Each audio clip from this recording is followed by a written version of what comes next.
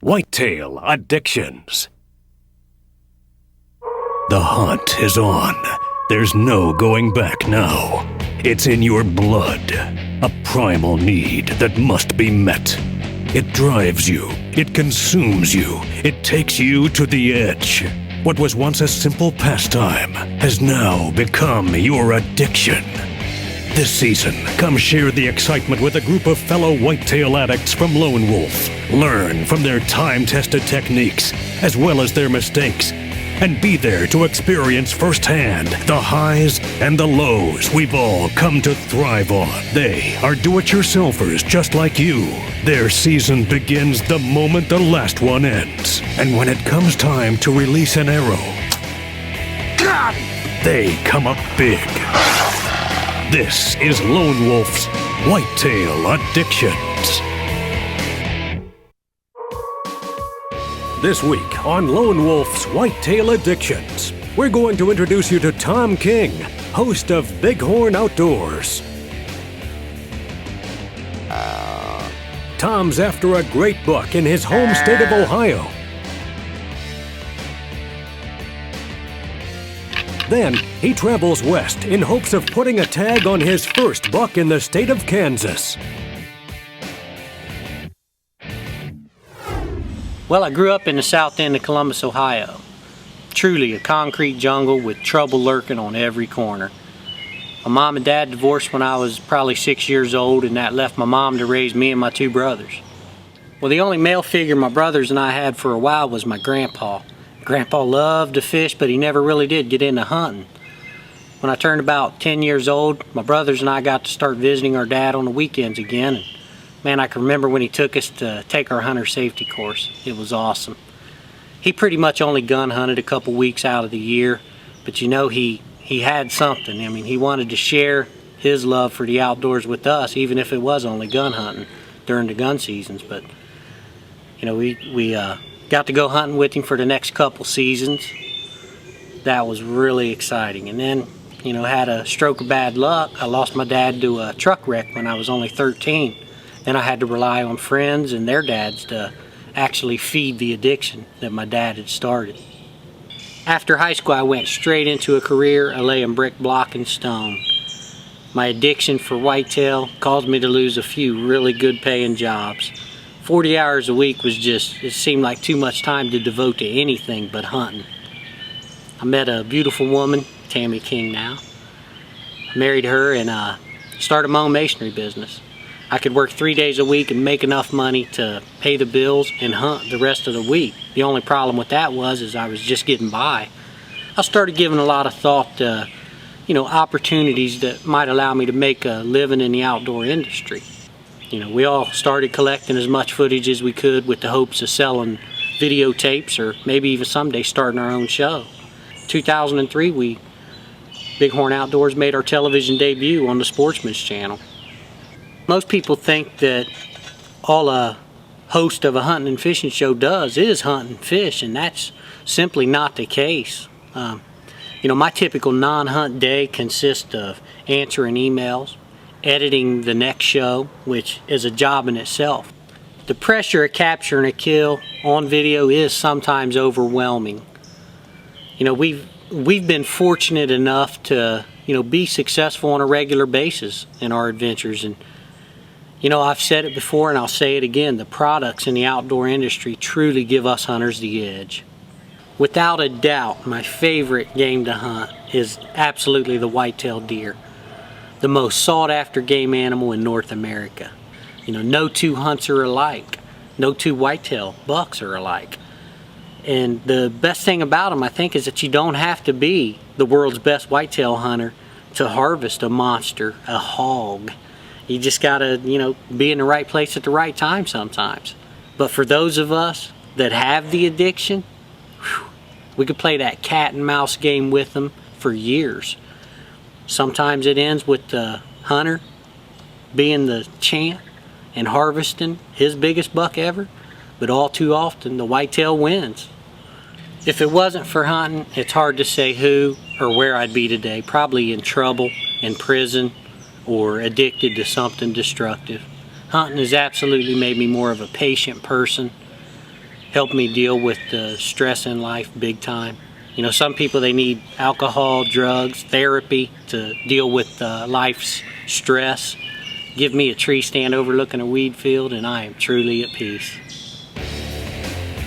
Here's this week's whitetail hunting tactic with Andre DeQuisto. You remember last season, the drought we had? I mean, all my early crops I put in wiped out totally. Had to replant them in the fall to even get anything in the fields. What I found, a lot of guys, they go out to Kansas, southern Illinois. It's generally pretty hot all the time. And these deer have a tendency to move after dark. But boy, I'll tell you, the hotter it gets, it's almost like sometimes I hope for that. And I get on these water sources. These bucks bed up close to these water sources, and it's almost like a food source. It's the first thing they do when that sun goes down and it starts getting a little cool is they hit those water holes. And I see some tremendous bucks and a lot of bucks. They gobble this water down. It ain't in there to take just a little bit of a drink. I've seen them sit for 2-3 minutes straight, not even move their heads up in that water and just drink as much as they can. So they hit them hard. They go off, and I've also seen them on really hot days actually hit the water holes, go up to the fields for a while, graze around, and make their way back down to the water hole to hit them again. So everything's going to and coming from these water holes. That's where a lot of sign is going to develop, and that's where they're going to spend a lot of time. It's easy for them.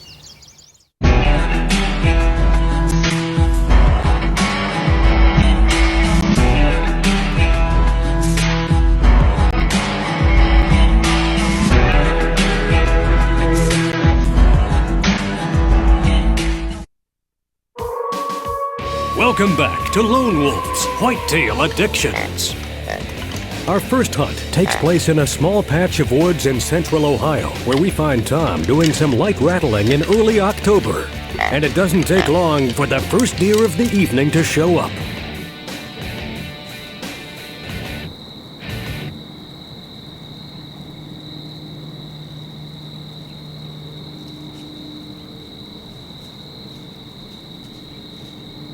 In fact, the young buck works his way in right to the base of Tom's tree.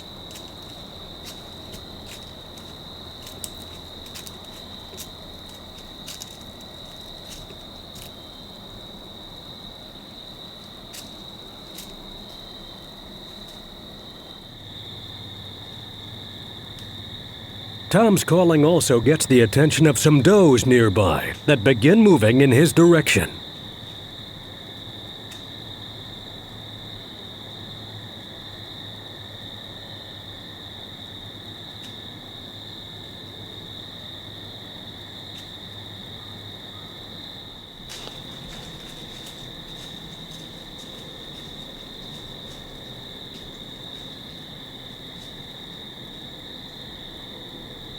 Tom glasses some more approaching deer through the thick foliage, hoping to see a good buck.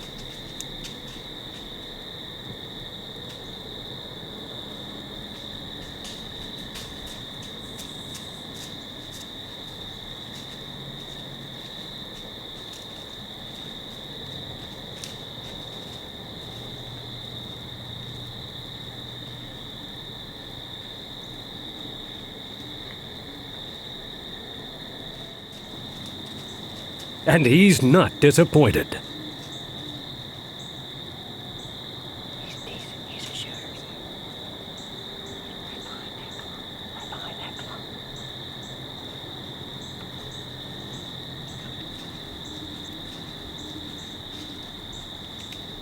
Oh yeah, oh yeah.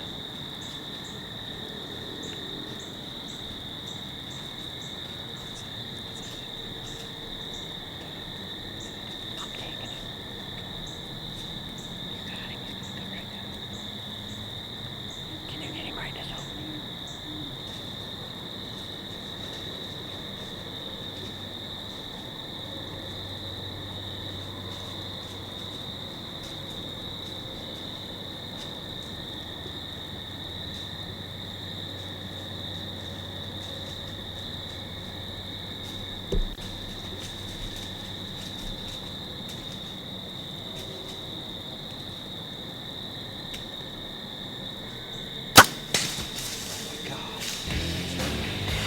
I just arrowed a real nice Ohio whitetail. I dropped him in his tracks. I don't have a clue if that's a 10 point, an 8 point, a 12 point, or what. I just hooked up. I just killed him at 35 yards from a stand that we just hung today. We just hung our lone wolves today. Up in that tree, we laid a Mrs. Doe Peat trail out, and this buck come walking in. Well, first off, we had the small buck come in, and he came right underneath of us on that Mrs. Doe Peat trail, and he was totally fooled. He had no clue that we were there, and he walked away, and 2 does come in, and Mr. Tim's trying to coax me into shooting one of the does, and I was fixing to, and all of a sudden I saw this big buck body come up to the little buck that was harassing the does, and I said, dude, another buck. And I looked over and saw his points, or saw his main frame, and I said, man, that's a nice buck. And then I saw a little bit more, and I said, that's a shooter. I could tell how wide he was. I said, that's a shooter. And yeah, I got him. I just took care of business. Lone Wolf's Whitetail Addictions will be right back.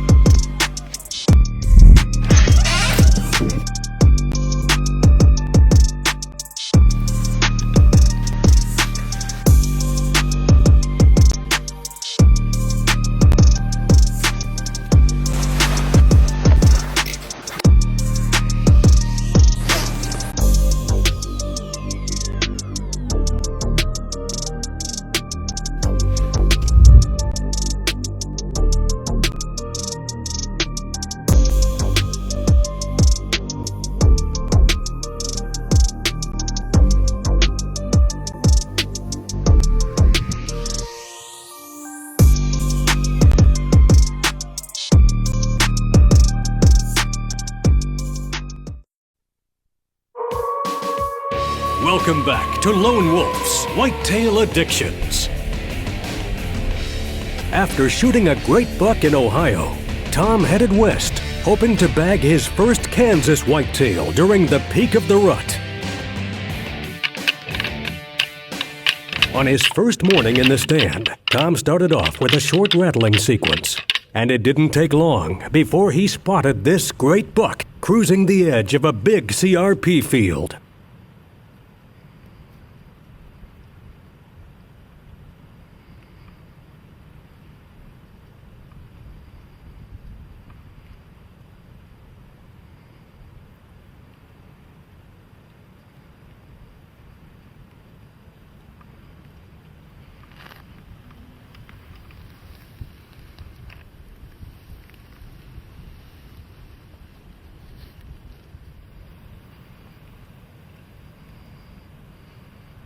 Although the buck never came into bow range, Tom was excited about his chances after spotting quite a few different bucks on the move over the next few days.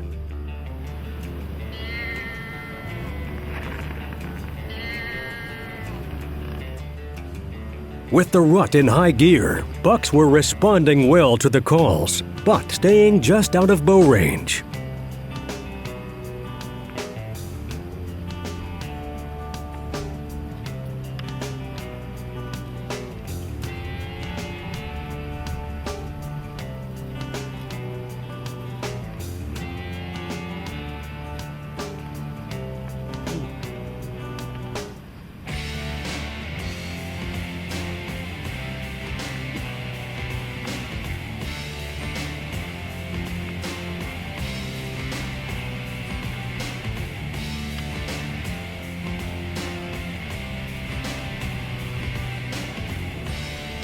And the whitetails weren't the only ones on the move. This wide-racked muley was also on the prowl.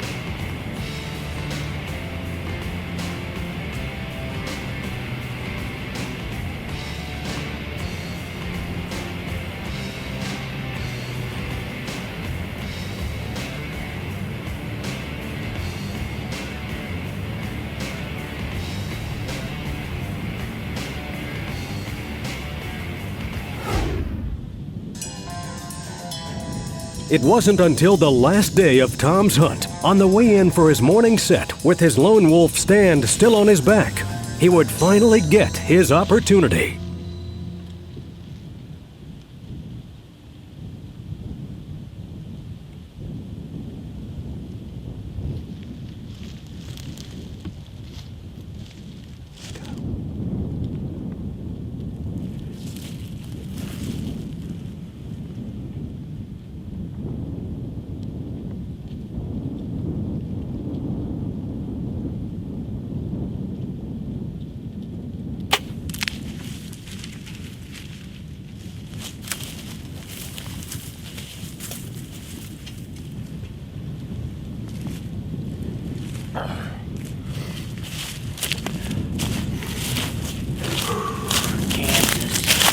Can you believe that? Long and hard. You got the mic on, Bob? Oh yeah, baby. Okay. Long and hard, folks. We've been here a lot of days trying to get on a good buck. That 9-point right there has been eluding us all week long. We just cut through this cut CRP to get close to the trees that we wanted to get in, and there he was, standing and waiting. We gave him 5 minutes for try to get enough camera light. I'm sure Bob's got the shutter speed down. It looked like it was a great hit. It felt great too, and it sounded great too, folks. It is 7 degrees wind chill right now, 11 regular, and let me tell you, my fingertips are numb.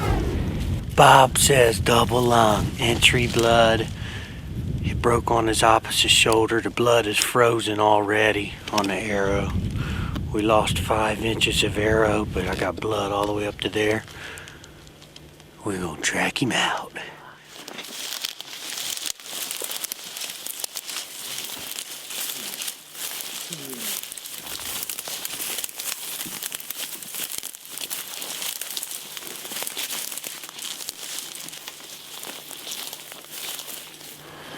My buck is finished. Let me grab my gear and we'll go check him out. All right, man.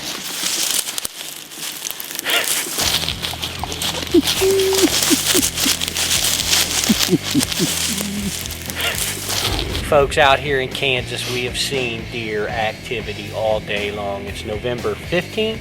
Yeah, 15. November 15th, the rut is on. The deer are chasing, the mule deer are chasing. Just incredible activity in these CRP fields, but just an incredible ending to a wonderful week of bow hunting action out here in Kansas.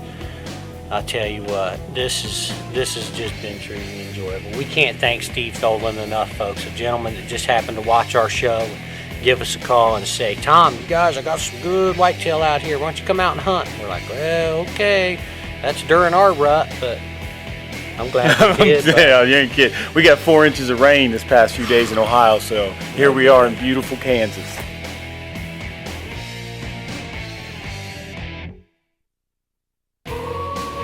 Welcome back to Lone Wolf's Whitetail Addictions. Tom had a very successful season, bagging 2 great bucks, a big 13-point in his home state of Ohio, and his first bow kill in Kansas, a great 9-point. Tom has definitely taken his addiction to the next level by turning his passion for whitetails into a way of making a living at something he truly loves. Congratulations and thanks to Tom and all the other whitetail addicts from Bighorn Outdoors.